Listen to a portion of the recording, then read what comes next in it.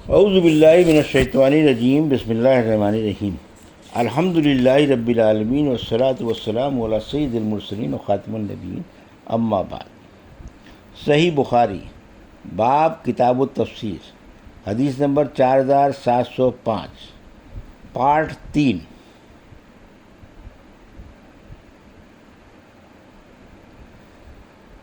کہا کہ مجھے پورا یقین تھا کہ میں بری ہوں اور اللہ تعالیٰ میری برات ضرور کرے گا، لیکن خدا کی قسم مجھے اس کا وہم و گمان بھی نہیں تھا کہ اللہ تعالیٰ میرے بارے میں ایسی وحی نازل فرمائے گا جس کی تلاوت کی جائے گی۔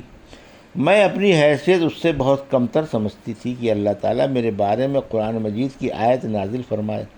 البتہ مجھے اس کی توقع ضرور تھی کہ حضور اکرم صلی اللہ علیہ وسلم میرے متعلق کوئی خواب دیکھیں گے اور اللہ تعالیٰ ان کے ذریعے میری برات کر دے گا۔ بیان کیا کہ اللہ کی قسم رسول اللہ صلی اللہ علیہ وسلم ابھی اپنی اسی مجلس میں تشریف رکھتے تھے۔ گھر والوں میں سے کوئی باہر نہ تھا کہ آپ پر وحی کا نزول شروع ہوا، اور وہی کیفیت آپ صلی اللہ علیہ وسلم پر طاری ہوئی تھی جو وحی کے نازل ہوتے ہوئے طاری ہوتی تھی، یعنی آپ پسینے پسینے ہو گئے اور پسینہ موتیوں کی طرح آپ کے جسم میں اطہر سے ڈھلنے لگا۔ حالانکہ سردی کے دن تھے، یہ کیفیت آپ پر اسی وحی کی شدت کی وجہ سے طاری ہوئی تھی جو آپ پر نازل ہوتی تھی۔ بیان کیا کہ پھر جب آپ وسلم کی کیفیت ختم ہوئی تو آپ تبسم فرما رہے تھے، اور سب سے پہلا کلمہ جو آپ کی زبان مبارک سے نکلا یہ تھا کہ عائشہ، اللہ نے تمہیں بری قرار دیا ہے۔ میری والدہ نے فرمایا کہ آن حضور صلی اللہ علیہ وسلم کے سامنے آپ کا شکر ادا کرنے کے لیے کھڑی ہو جاؤ۔ بیان کیا کہ میں نے کہا، اللہ کی قسم میں ہرگز آپ کے سامنے کھڑی نہیں ہوں گی اور اللہ پاک کے سوا اور کسی کی تعریف نہیں کروں گی۔ اللہ تعالیٰ نے جو آیت نازل کی تھی وہ یہ تھی کہ بے شک جن لوگوں نے تہمت لگائی ہے وہ تم میں سے ایک چھوٹا سے گروہ ہے، مکمل 10 آیتوں تک۔ جب اللہ تعالیٰ نے یہ آیتیں میری برات میں نازل کر دیں تو ابوبکر صدیق رضی اللہ عنہ، جو مصطح بن اثاثہ رضی اللہ عنہ کے اخراجات ان سے قرابت اور ان کی محتاجی کی وجہ سے خود اٹھایا کرتے تھے، انہوں نے ان کے متعلق کہا کہ خدا کی قسم اب میں مصطح پر کبھی کچھ بھی خرچ نہیں کروں گا۔ اس نے عائشہ رضی اللہ عنہا پر کیسی کیسی تہمتیں لگا دیں۔ اس پر اللہ تعالیٰ نے یہ آیت نازل کی، اور جو لوگ تم میں بزرگی اور وسعت والے ہیں وہ قرابت والوں کو اور مسکینوں کو اور اللہ کے راستے میں ہجرت کرنے والوں کو مدد دینے سے قسم نہ کھا بیٹھیں، بلکہ چاہیے کہ ان کی لرزشوں کو معاف کرتے رہیں اور درگزر کرتے رہیں۔ کیا تم یہ نہیں چاہتے کہ اللہ تمہارے قصور معاف کرتا رہے؟ بے شک اللہ بڑا مغفرت والا، بڑا رحمت والا ہے۔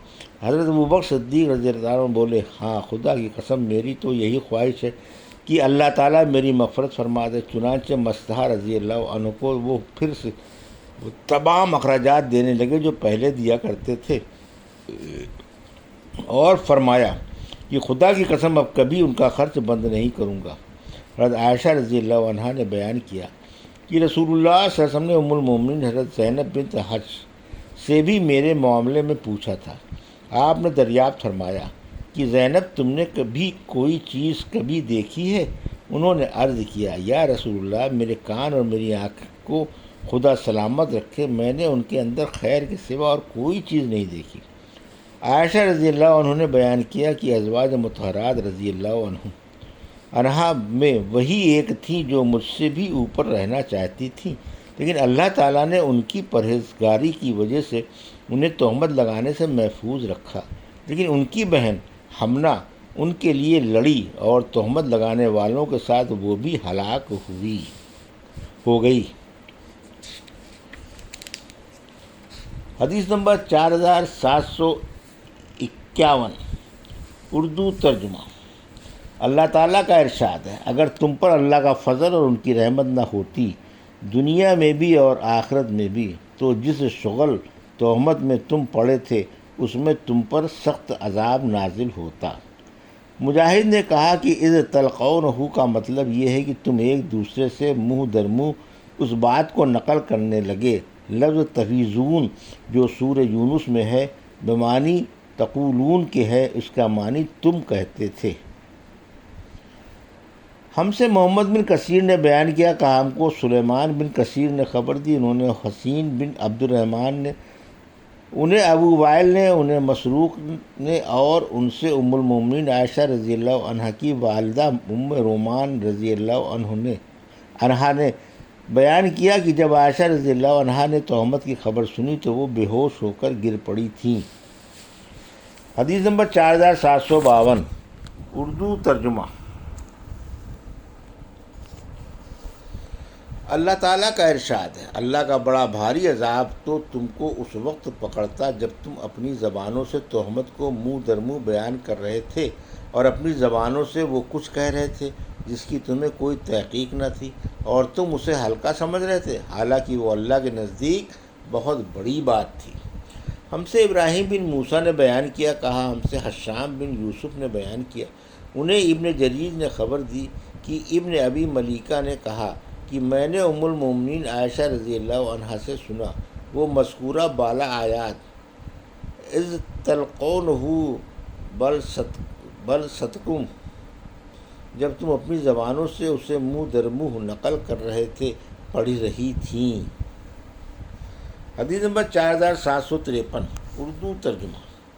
اللہ تعالیٰ کا ارشاد ہے، اور تم نے جب اسے سنا تھا تو کیوں نہ کہہ دیا کہ ہم کیسے ایسی بات منہ سے نکالیں، پاک ہے تو یا اللہ، یہ تو سخت بہتان ہے۔ ہم سے محمد بن مسنہ نے بیان کیا، کہا ہم سے یحییٰ بن سعید قطان نے، ان سے عمر بن سعید بن ابی حسین نے، ان سے ابن ابی ملیکہ نے کہا کہ عائشہ رضی اللہ عنہا کی وفات سے تھوڑی دیر پہلے جب کہ وہ نزع کی حالت میں تھیں، ابن عباس رضی اللہ عنہ نے ان کے پاس آنے کی اجازت چاہی۔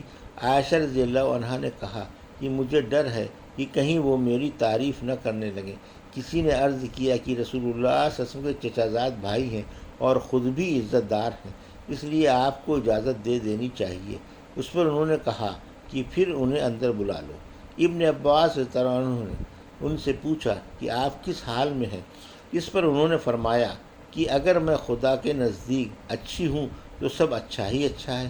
اس پر ابن عباس رضی اللہ عنہ نے کہا کہ انشاءاللہ آپ اچھی ہی رہیں گی، آپ رسول اللہ صلی اللہ علیہ وسلم کی زوج مطہرہ ہیں، اور آپ کے سوا صلی اللہ علیہ وسلم نے کسی کنواری عورت سے نکاح نہیں فرمایا، اور آپ کی برات قرآن مجید میں آسمان سے نازل ہوئی۔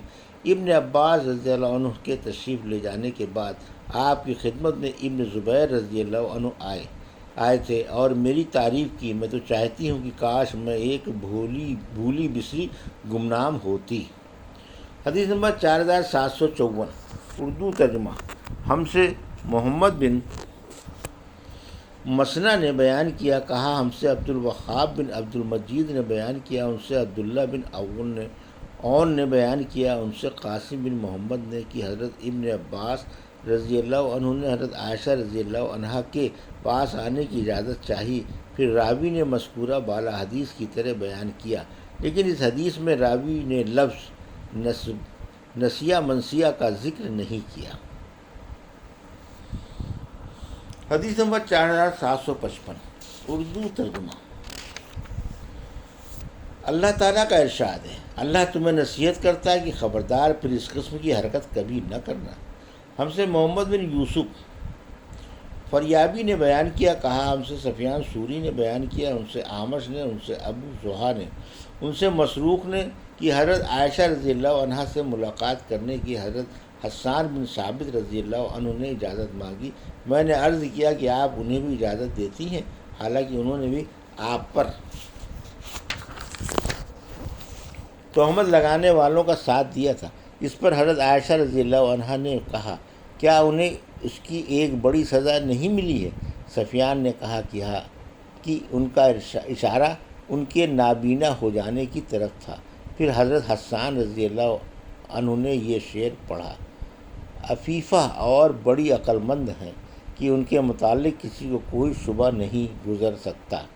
وہ غافل اور پاک دامن عورتوں کا گوشت کھانے سے اکمل پرہیز کرتی ہیں۔ عائشہ رضی اللہ عنہا نے فرمایا لیکن تو نے ایسا نہیں کیا۔ یہ تھی صحیح بخاری باب کتاب التفسیر کی حدیث نمبر 4750 پارٹ 3 سے 4755 کا اردو ترجمہ جو ابھی آپ نے سماعت فرمایا۔ اللہ سے دعا ہے کہ اللہ ہمیں ان حدیثوں کی صحیح سمجھ عطا فرما اور ان پر عمل کرنے کی توفیق عطا فرما، آمین یا رب العالمین۔